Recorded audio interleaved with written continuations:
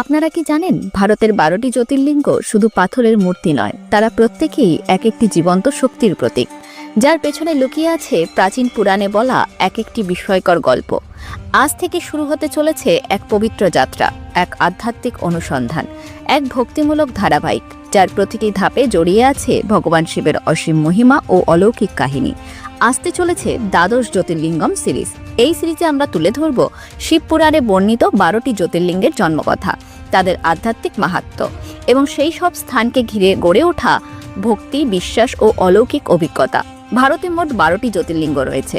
গুজরাটের সোমনাথ জ্যোতির্লিঙ্গ, অন্ধ্রপ্রদেশের মল্লিকার্জুন জ্যোতির্লিঙ্গ, উজ্জয়িনীর মহাকালেশ্বর জ্যোতির্লিঙ্গ, ঝাড়খণ্ডের দেওঘরে বৈদ্যনাথ জ্যোতির্লিঙ্গ, মহারাষ্ট্রের ভীমশঙ্কর জ্যোতির্লিঙ্গ, মধ্যপ্রদেশের ওঙ্কারেশ্বর জ্যোতির্লিঙ্গ, তামিলনাড়ুর রামেশ্বরম জ্যোতির্লিঙ্গ, বারাণসীর কাশী বিশ্বনাথ জ্যোতির্লিঙ্গ, মহারাষ্ট্রের ঘৃষ্ণেশ্বর জ্যোতির্লিঙ্গ, নাসিক মহারাষ্ট্রের ত্রম্বকেশ্বর জ্যোতির্লিঙ্গ, গুজরাটের নাগেশ্বর জ্যোতির্লিঙ্গ এবং উত্তরাখণ্ডের কেদারনাথ জ্যোতির্লিঙ্গ।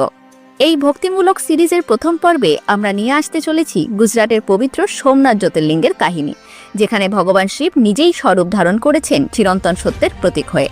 তাই এই মহাযাত্রায় সামিল হতে চ্যানেলটিকে সাবস্ক্রাইব করে রাখুন এবং ভিডিওটি শেয়ার করুন আপনার শিবভক্ত বন্ধুদের সঙ্গে। আর চোখ রাখুন আমাদের পরবর্তী পর্বে। ধন্যবাদ।